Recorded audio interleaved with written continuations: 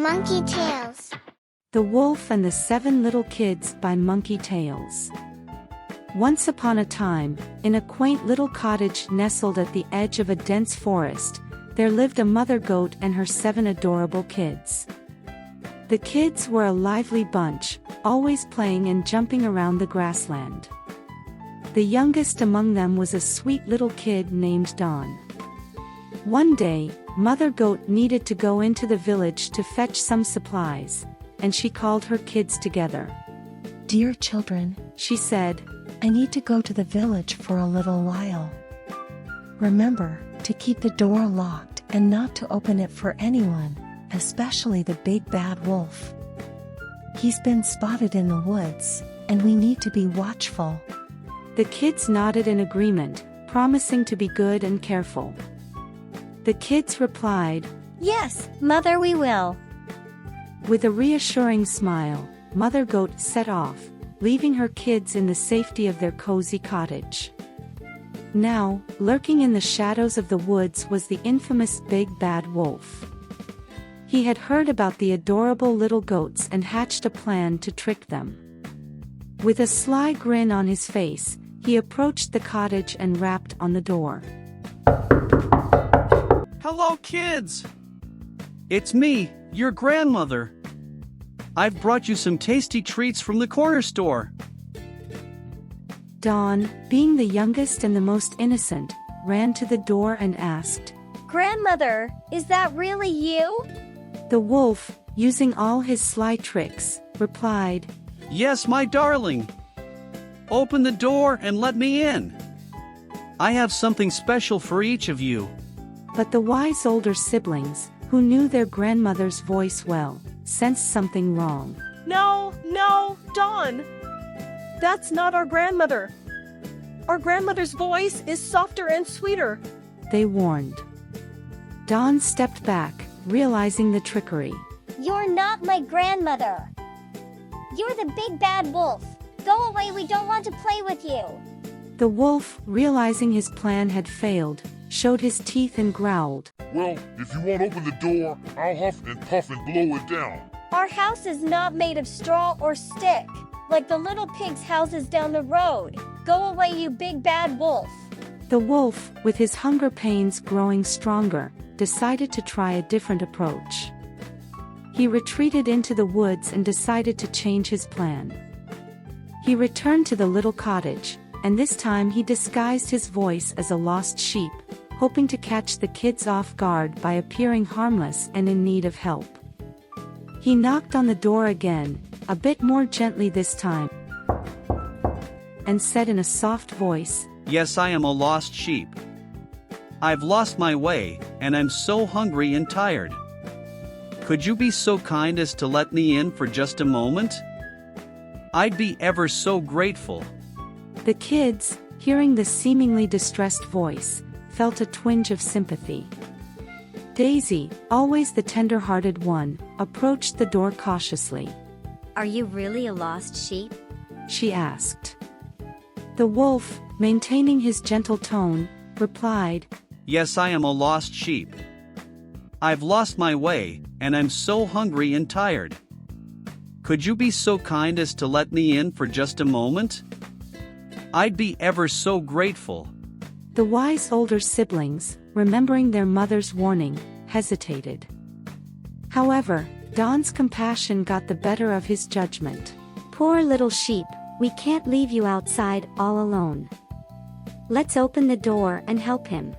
The kids unlocked the door, and as soon as they opened it, the wolf leaped inside, revealing his true identity with a sinister grin. "Aw, foolish kids! You've fallen for my trick." He exclaimed. The kids, realizing their mistake, screamed and rushed to hide from the wolf. In the chaos that arose, the wolf captured and swallowed the kids. 1, 2, 3, 4, 5, and 6 little kids," said the wolf. Only Dawn managed to escape, hiding in a small barrel. Meanwhile, Mother Goat, returning from the village, sensed something was wrong. She found the door wide open and the house messy. Don, who had been hidden in the barrel, ran to meet his mother. Mother, the big bad wolf was here, and he ate the kids. He sobbed. I'm going to find that wolf and rescue my kids. She replied. Worried but determined, Mother Goat and Don followed the wolf's tracks until they found him sleeping under a large oak tree. She tiptoed closer, her heart pounding with fear. In her hands, she carried a massive pair of scissors. With a steady hand and a mother's courage, she cut open the wolf's belly. One by one, she pulled her kids out, safe and sound. To ensure the wolf wouldn't harm anyone again, she filled his stomach with large, heavy stones and sewed his stomach up. When the wolf awoke, he was thirsty and wanted a drink of water. He tried to stand, but he stumbled and fell into the nearby well with a mighty splash. The heavy stones caused him to sink to the bottom of the well. The kids, once trapped in the wolf's belly, now stood free, their mother's heroics saving the day. They hugged and danced around the well, singing a catchy tune. Stones in the belly, the wolf's in the well. Our mom's super brave, as stories often tell. Dance and sing, oh, so merrily. For the big bad wolf is gone, you see. The mother goat, her heart full of both forgiveness and caution, approached the well. The wolf, looking up from the depths, pleaded, Help me, I promise, dear Mother Goat, I've learned my lesson. I'll never harm a goat again. The mother goat, though cautious, saw a glimmer of remorse in the wolf's eyes. After a moment's thought, she decided to extend a gesture of forgiveness. If you've truly changed, prove it, she said. We'll give you a chance to redeem yourself. With that, the mother goat picked up a long, sturdy rope lying nearby. She approached the edge of the well and tossed one end down to the wolf. Grab hold of this, and we'll pull you out. But remember one false move, and you'll be back at the bottom of the well again. The wolf, grateful for the lifeline, grabbed onto the rope, and the mother goat signaled to her kids. Together, they pulled with all their might. It was a struggle, and the wolf had to do his part by climbing and cooperating.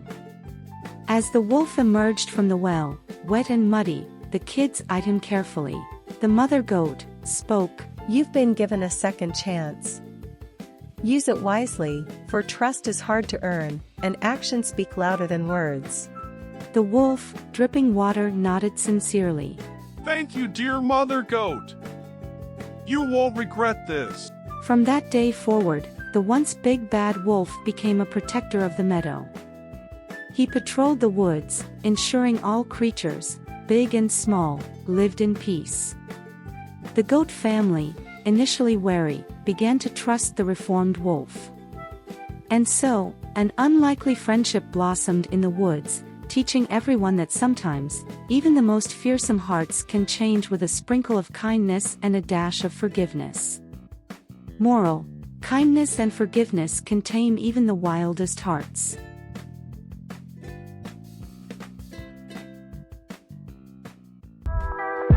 Monkey Tales.